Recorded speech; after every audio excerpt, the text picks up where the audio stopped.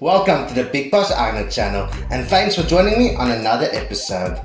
This episode will be the third in my rewatch series. This episode will focus on the third and fourth episode of the fairy tale anime. If you have not watched the previous episode of the series yet, I recommend you watch them before watching this episode.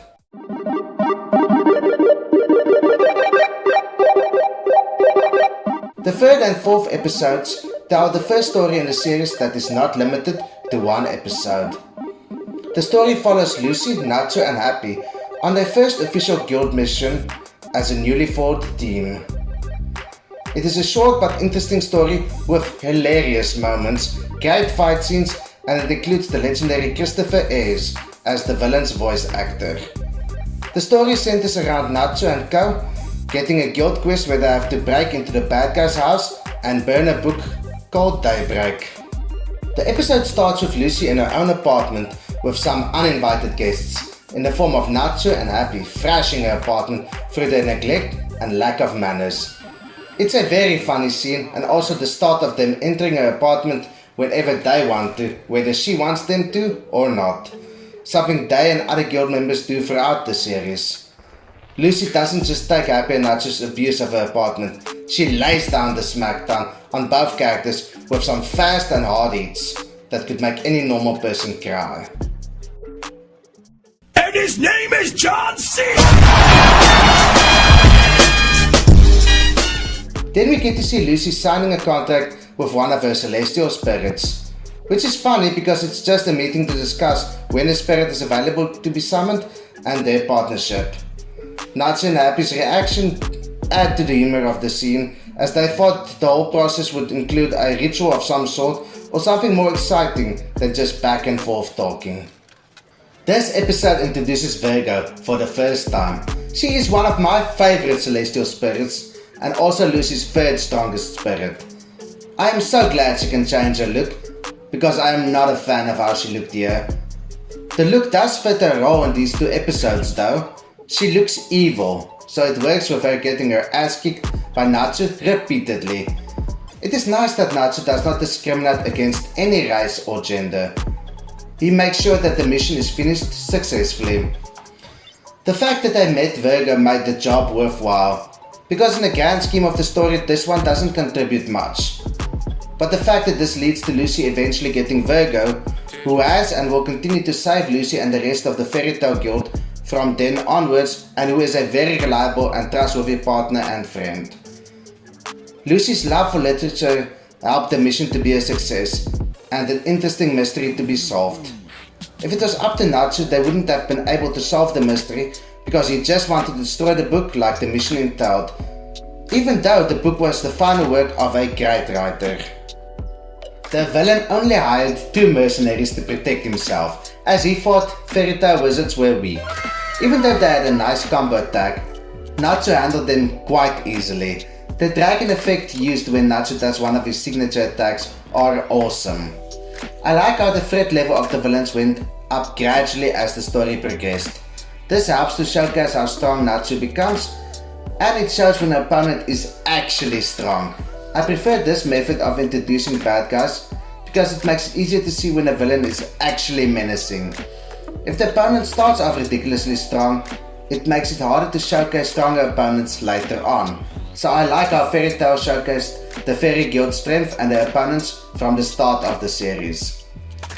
Natsu, Lucy and Happy facing these mercenaries gave the viewers some useful information, namely that there are 2 types of magic users. These users are older types like Lucy and ability types like Natsu. It seems that most wizards' bodies are weak because they have to put most of the effort into making their magic stronger.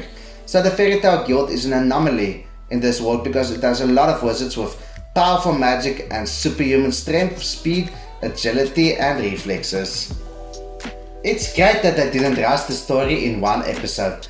Natsu really rocked the mercenaries world. Happy actually had a great moment when he saved Lucy's life from the jackass villain when he kicked him in the face. I think this one act of Happy must have placed him on equal footing with Yamcha's feats in the entirety of Dragon Ball. I'm just joking. Anyway, unfortunately for Happy, things went south for him immediately afterwards, with his magic running out and falling into a sewer. The villain used diver magic and had a massive ego for an ugly little troll.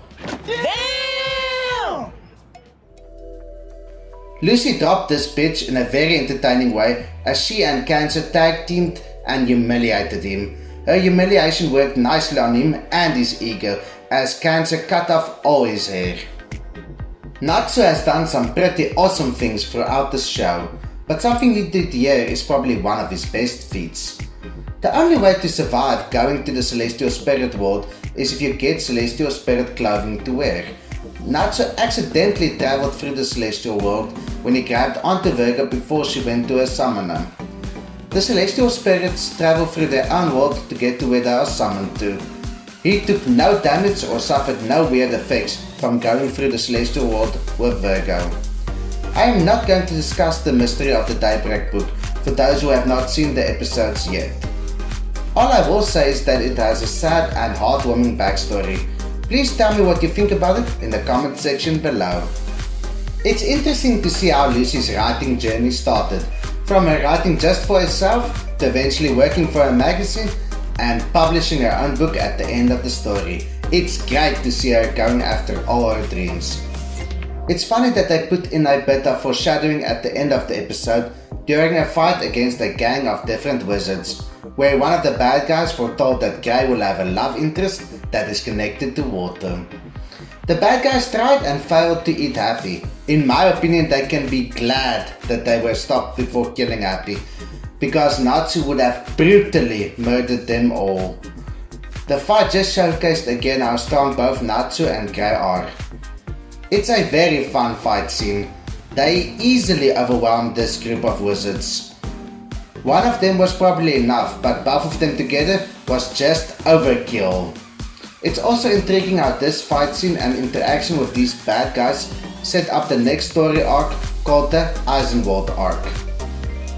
The episode ends with Grey telling them that Urza is coming back from her mission and their description to Lucy of how scary Urza is.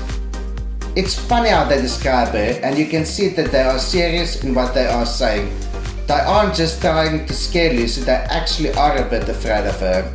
The final moment of the episode we get to see Urza, which is a nice way to end the episode. I'm always happy to see my favorite female character.